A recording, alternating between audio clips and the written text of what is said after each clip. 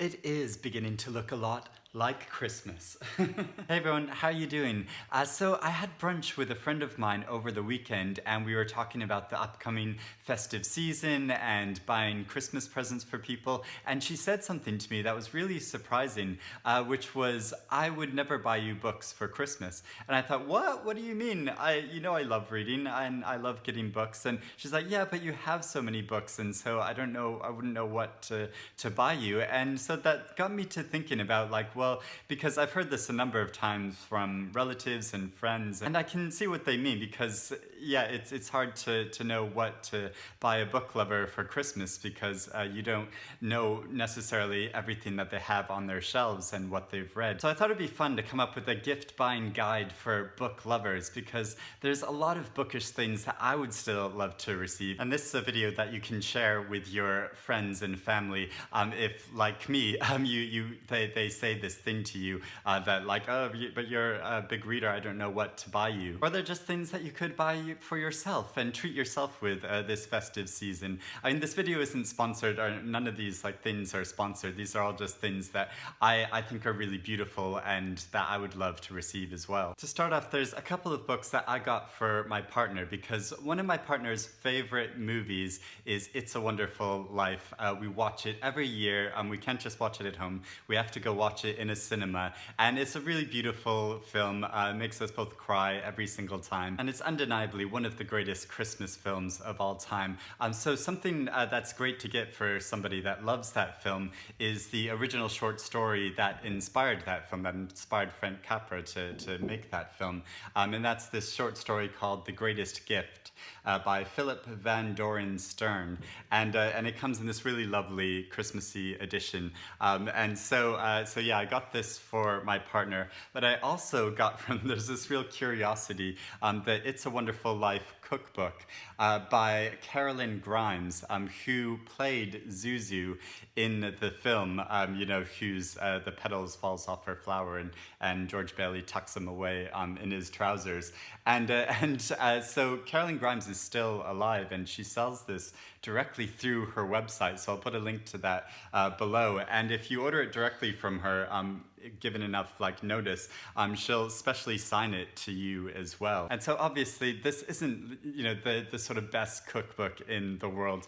but it's a fun curiosity of things that are sort of inspired by the film. So you'll have Grandma Bailey's old-fashioned buttermilk biscuits, and I've done a few of the recipes, and they come out fairly well, but as it's more just sort of a fun thing to have on your shelves. Then there are a couple of books which I'm buying for the teenage daughter of a friend of mine who's never read The Handmaid's Tale before. So I'm buying her both the books, the original novel, which has been published in this beautiful new edition by Vintage, with these red edges to the pages. It's just really lovely.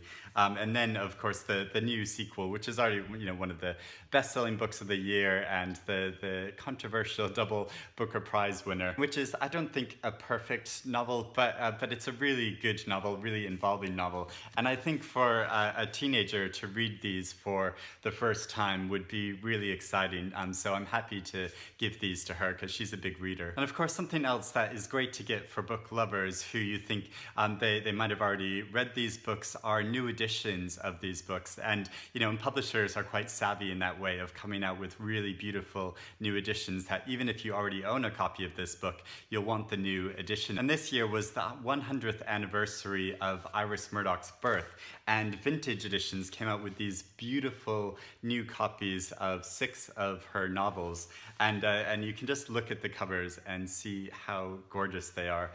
So beautiful. So this sort of novel, The Sea, which won the Booker Prize, and I think is a tremendous novel. It's one of her longer ones, and A Fairly Honourable Defeat, which is also a really beautiful novel, and I think this is one of the most lovely covers of the lot, and The Black Prince, and her very first novel, I think this was her very first novel, which is Under the Net, which is also a very good novel, quite different style from her other books. And the novel that I read this year, which is The Bell, which I really enjoyed. I love just the sort of humanity of the way she portrays her characters. So it starts off with a woman on a train having this stress out about whether to give up her seat for another older woman. And it's a very like relatable conflict on public transport if you're really feeling worn out and don't want to give up your seat to somebody, but feeling like, oh, but I really should. And that sort of inner conflict that you have going on. And while publishers are savvy of bringing out these really beautiful new special editions, booksellers are becoming really savvy as well. So when new books come out, they might bring out their own special edition. And this year, Waterstones have really like upped the ante of bringing out these really lovely new editions of books. So there's Erin Morgenstern's novels, which they reprinted her very first novel in this beautiful new edition with the beautiful blue ends to the pages. And I talked about this in a book called Recently, but also her new novel, The Starless Sea, with the end pages of this really lovely design. And I think this is lovely, but without a doubt, the most beautiful book that they brought out this year as a special edition was The Dutch House by Anne Patchett. And the cover of this novel was gorgeous already, but they also put the edges of the pages in this beautiful, intricate blue, like antique looking design, which was just absolutely gorgeous. I think it's so lovely. I think it's absolutely one of the most beautiful books that have been published this year. And also, it's such a great novel. I loved reading this book. And while, of course, we want the content of the book to be really great, we also want a really nice cover, and especially if you're giving it as a gift at Christmas. So I think some of the most beautiful books that have been published this year are this big new family epic called The Eighth Life. Scribe UK brought this novel out, and the cover of it is just so beautiful. And I think it's really nice, too, to get a big, hefty book for Christmas, because it feels sort of substantial. It feels that a big like solid present in this age when we will just give each other a lot of like digital gifts of sort of gift certificates to things. It's nice to get a really big book, and this is a really immersive family epic, which is so enjoyable. And the detail on the cover is just gorgeous. Scribe UK are an independent publisher that have brought out a really lovely editions of books. I love it when you can tell that publishers have really taken care with designing the covers of their book to suit the subject matter, but also to just be a beautiful object in itself. So they also published this novel this year called At Dusk by Hwang, Sok-yong, which I really enjoyed. I thought it was a really powerful novel, and I love the sort of minimalist design of this cover in really striking colors. And this was also longlisted for the Booker International Prize this year.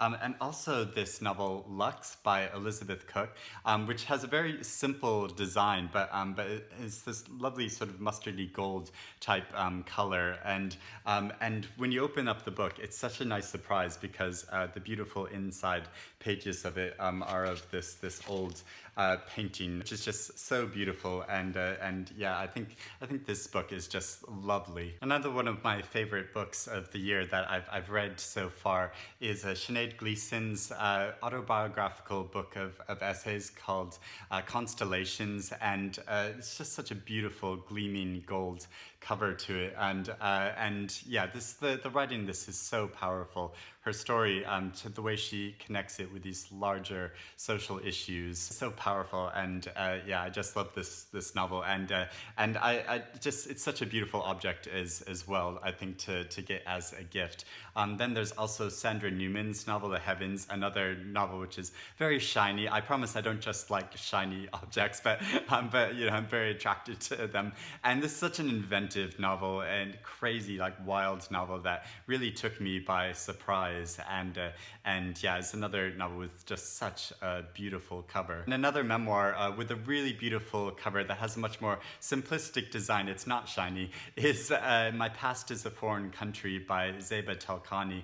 And I love this book so much. It just drew me in to her story and her experiences that I was able to really relate to, even though she had a much different life than me, growing up in the Middle East and moving to India and Germany and the UK. And even though the cover design for this memoir is fairly simple, I think it's really beautiful as well. Another of the most beautiful books of the year is Robert Macfarlane's Underland, which, look at this cover, it just completely draws you in to this. It's a non-fiction book about him traveling to the underland of our world. So caves and glaciers and areas where we've sort of buried things from our past that we either want to preserve for the future or that we want to hide and get rid of, like nuclear waste.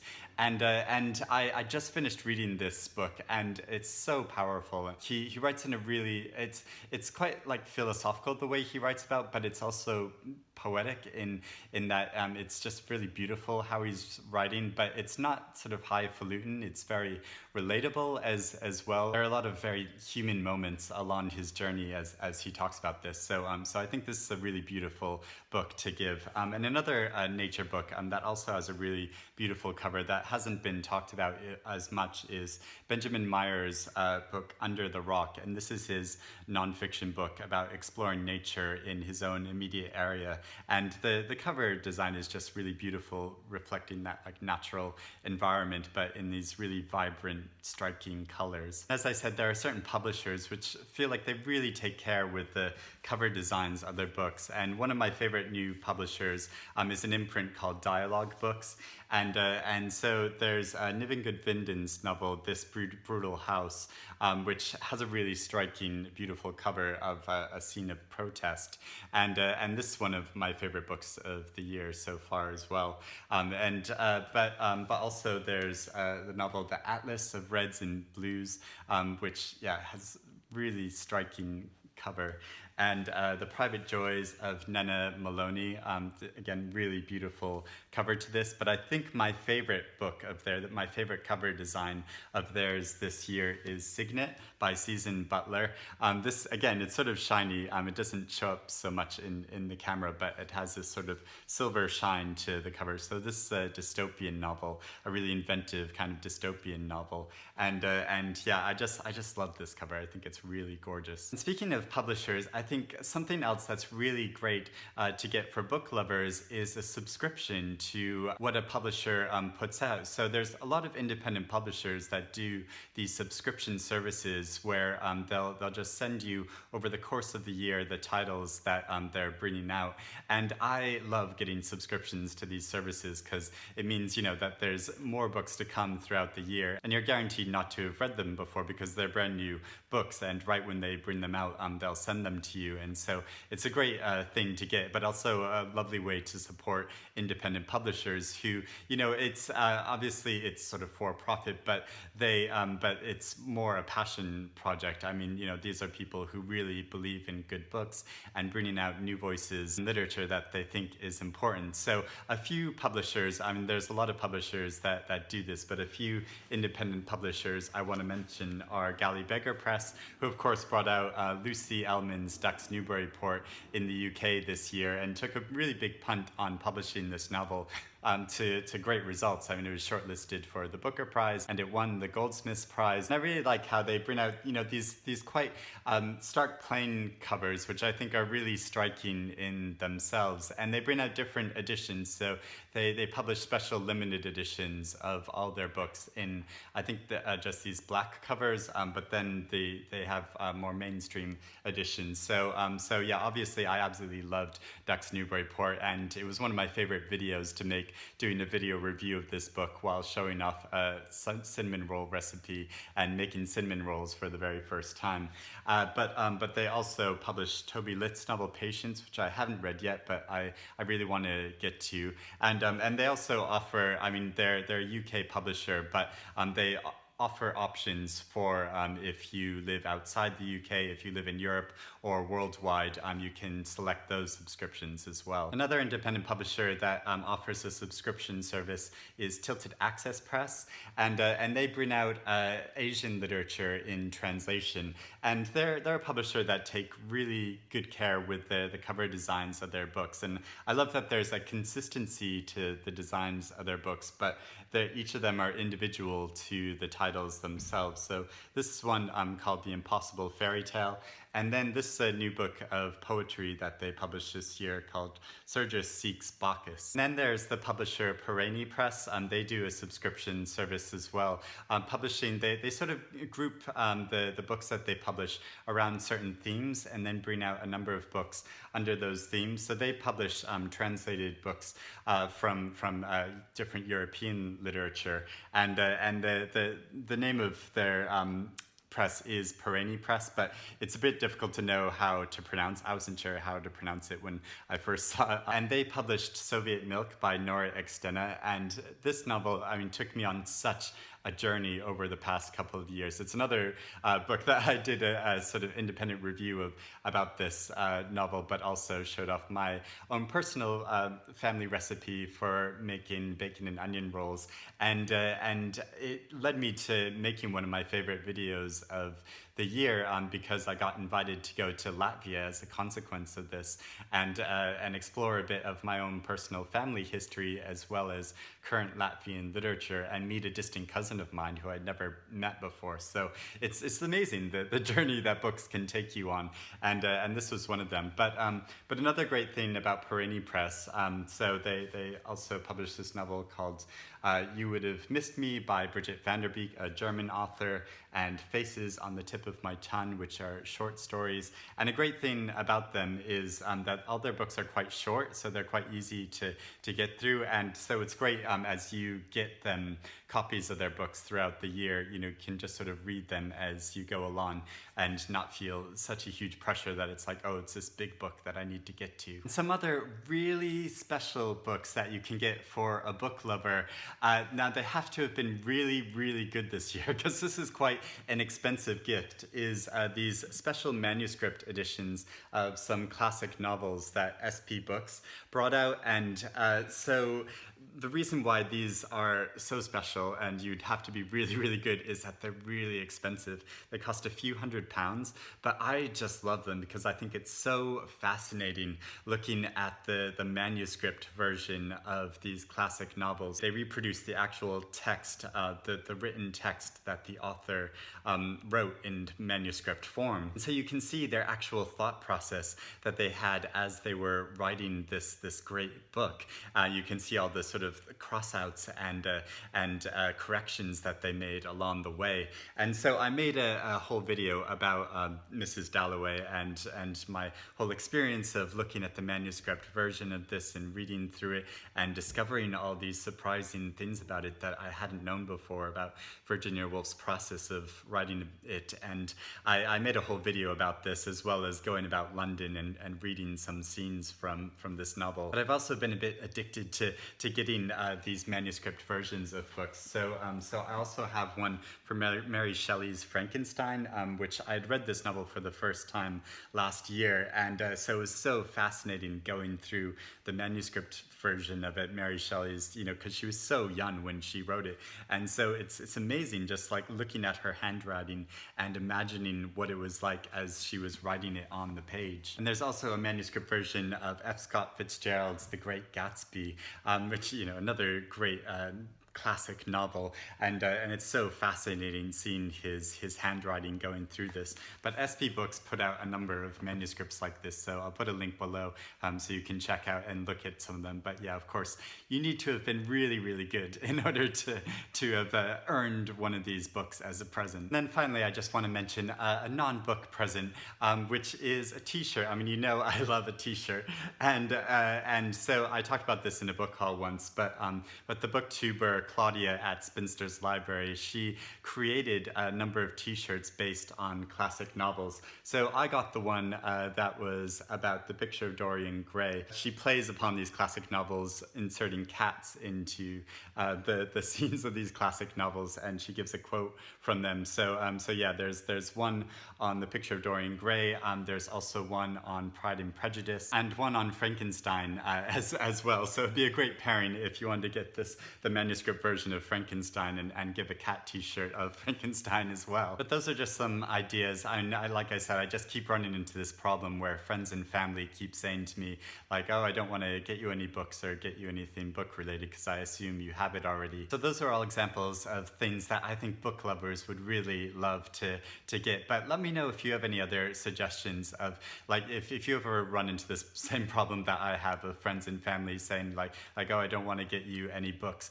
What do you suggest to them? What are some things that you would really like to get for Christmas, even if you're somebody that buys books all the time and gets books for yourself all the time? What would you like to get? Let me know some suggestions in the comments below.